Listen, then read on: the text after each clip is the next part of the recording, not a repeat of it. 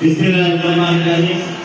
মহান স্বেচ্ছাসেবী সংগঠন কর্তৃক আজকের এই ইফতার মাহফিলের সম্মানিত অতিথিবৃন্দ সকলকে জানাই আমার আন্তরিক সালাম।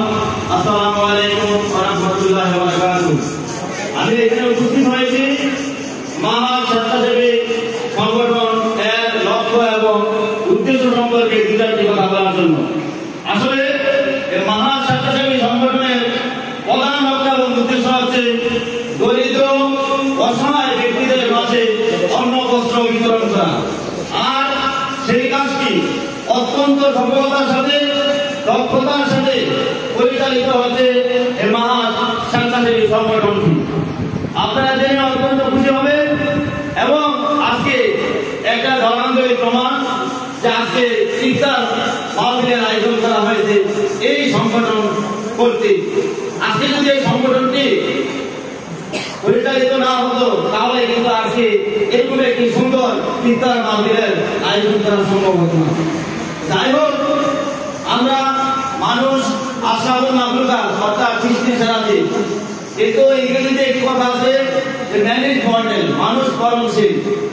যা কোরআন শরীফের মধ্যে রয়েছে কুল্লু নাফসিন যায়কাতুল মাউত, প্রত্যেক প্রাণীকে মৃত্যু স্বাদ গ্রহণ করতে হবে। কোন প্রাণী এই পৃথিবীতে চিরকাল বেঁচে থাকতে পারবে না। All of the person will be die from the earth one day. একদিন সকল মানুষকে এই পৃথিবী ছেড়ে চলে যেতে হবে। কি থাকবে আমাদের? আজকে যে আমরা এই ইফতার মাহফিলে এসেছি, আমরা আজকে রোজা রেখেছি। আপনারা জানেন প্রায় আজকে 18তম রোজা সংগঠিত হচ্ছে।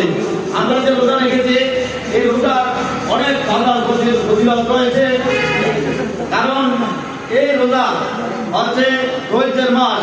রমজান মাস হচ্ছে ধৈর্যের মাস, রহমতের মাস, এবং এই রোজা অন্যান্য মাসের যে আমরা আমল করি সে আমলগুলা ফেরেশতার মাধ্যমে দেওয়া হবে, কিন্তু এই রোজার প্রতিদান একমাত্র আল্লাহ পাক নিজেই দিবেন। আল্লাহ পাক বলেন যে আমি আমার জন্য আমি নিজ হাতে প্রতিদান দেব।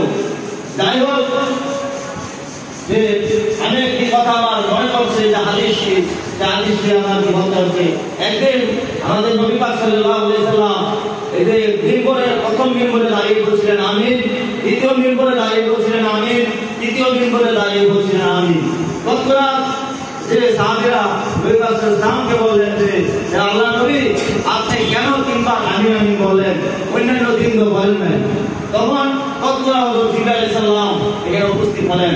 আমাদের নবী পাক সাল্লাল্লাহু আলাইহি ওয়াসাল্লাম বললেন, এই সাহাবীরা তোমরা শোনো যে আমি তিনবার আমিন আমিন কথা বলছি, প্রথম নাম্বার আমিনের কথা বলছি যে যারা এই রমজান মাস হচ্ছে রহমতের মাস, মাগফিরাতের মাস, নাজাতের মাস, এরকম রহমতময় মাগফিরাত এবং নাজাতের মাসকে যারা তাদের নিজের জীবনের গুনাহগুলো মাফ করতে পারলো না এবং নিজেকে আত্মশুদ্ধি করতে পারলো না, নিজেকে নিজের গুনাহগুলো মাফ করতে পারলো না, তারা যেন ধ্বংস হয়ে আপনি বলেন আমিন।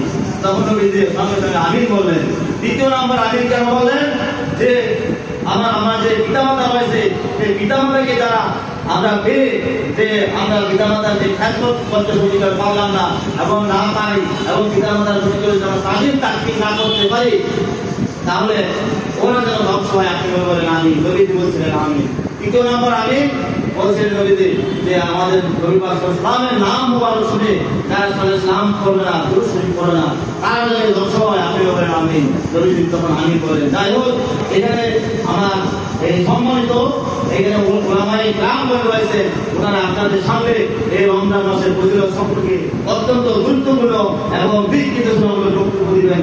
আপনারা সবাই শুনবেন।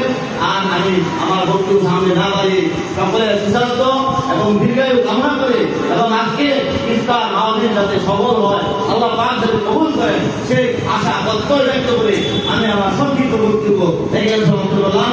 আল্লাহ হাফেজ।